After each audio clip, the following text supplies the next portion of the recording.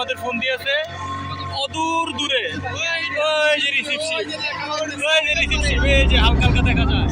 ভূমধ্যসাগরের উত্তাল ঢেউ পেরিয়ে স্বপ্নের দেশ ইউরোপে যাওয়ার প্রবল আকাঙ্ক্ষা যেন আরও তীব্রতর হচ্ছে বিশ্বের বহু অভিবাসীদের। দালালের হাত ধরে সাগরের অনিশ্চিত পথে ইউরোপ যাওয়া অমানবিক আর কষ্টসাধ্য হলেও দিন দিন যেন এই রুটই বেশ জনপ্রিয় হয়ে উঠেছে। তবে সবচেয়ে অবাক করা বিষয় হলো যে সাগর পাড়ি দিয়ে ইতালি পৌঁছানো অভিবাসীদের তালিকায় শীর্ষে রয়েছে বাংলাদেশিরা।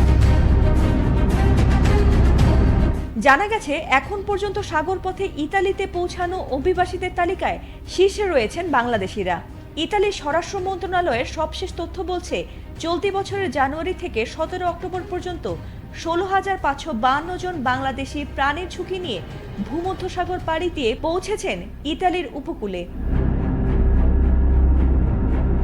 অন্যদিকে একই সময়ে 7,690 জন নিয়ে দ্বিতীয় স্থানে আছে মিশর এবং 6,887 জন নিয়ে তৃতীয় স্থানে রয়েছে ইরিত্রিয়া। দক্ষিণ এশিয়ার আরেক দেশ পাকিস্তান রয়েছে চতুর্থ স্থানে মোট 3,726 জন অভিবাসী নিয়ে। সব মিলিয়ে এ সময়ের মধ্যে সাগরপথে ইতালিতে পৌঁছেছেন মোট 55,948 জন অভিবাসী। এর মধ্যে প্রায় 1/3 বাংলাদেশি, যা আন্তর্জাতিক অভিবাসন সংস্থাগুলোর জন্য এক নতুন দুশ্চিন্তা। বিশ্লেষকরা বলছেন, বাংলাদেশ থেকে ইউরোপের সাগরপথে পাড়ি দেওয়া এখন এক ভয়াবহ প্রবণতা হয়ে উঠছে। দালাল চক্রের প্রলোভন, বেকারত্ব এবং ইউরোপের স্বপ্নের জীবনের মোহ অনেক তরুণকে ঠেলে দিয়েছে এই মৃত্যুর পথে। 2024 সালের তুলনায় বর্তমানে এই সংখ্যা দ্বিগুণেরও বেশি, যা অভিবাসন সংকটের এক নতুন মাত্রা তৈরি করেছে।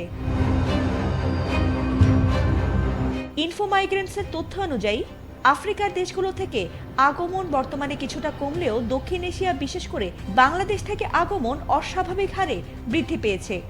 গত কয়েক মাসে বাংলাদেশিদের আগমন আরও তীব্রতর হয়েছে বলে উল্লেখ করেছে সংস্থাটি।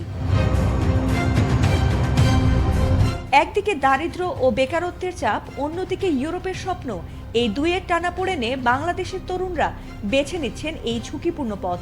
অভিবাসন বিশেষজ্ঞদের মতে, সাগরপথের এই যাত্রা শুধু অবৈধই নয়, মারাত্মক ঝুঁকিপূর্ণও বটে। প্রতি বছর ভূমধ্যসাগরে হাজারো মানুষ প্রাণ হারায়, যাদের মধ্যে বাংলাদেশিদের সংখ্যাও বাড়ছে।